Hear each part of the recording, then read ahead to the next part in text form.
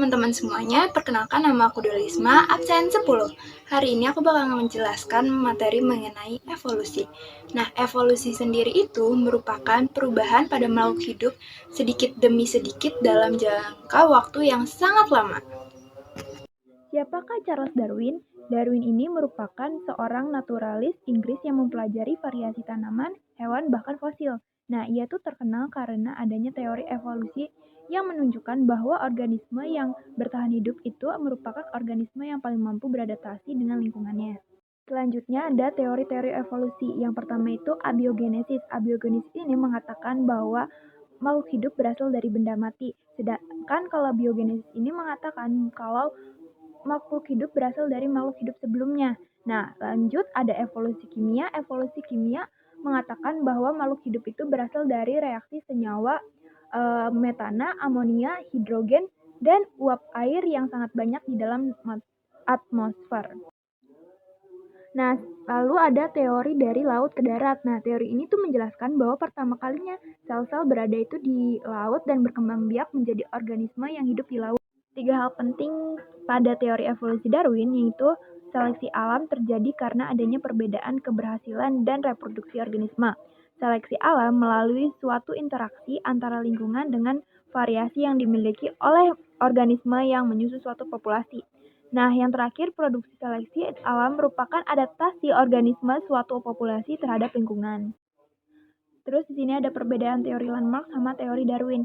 Nah, Landmark ini mengatakan kalau pada mulanya jerapah itu pendek semua.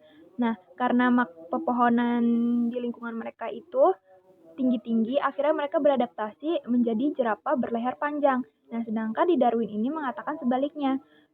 Dulunya tuh jerapah ada yang lehernya panjang sama ada yang lehernya pendek. Nah, karena yang dapat beradaptasi hanya jerapah-jerapah berleher panjang, makanya jerapah-jerapah yang berleher pendek ini diseleksi alam, terseleksi. Nah, ini merupakan contoh evolusi. Yang pertama itu ada evolusi kuda.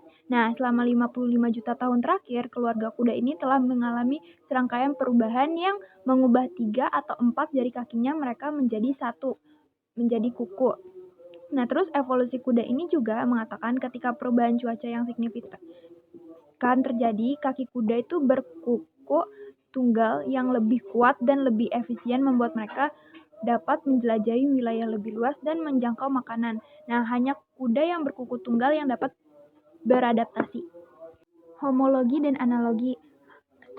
Homologi itu adalah struktur dasar yang sama namun fungsinya berbeda, yaitu pertama ada tangan manusia dengan sayap burung, kaki depan buaya, terus ada analogi. Analogi ini memiliki fungsi yang sama namun strukturnya berbeda. Contohnya itu sayap kupu-kupu analogi dengan sayap kelelawar.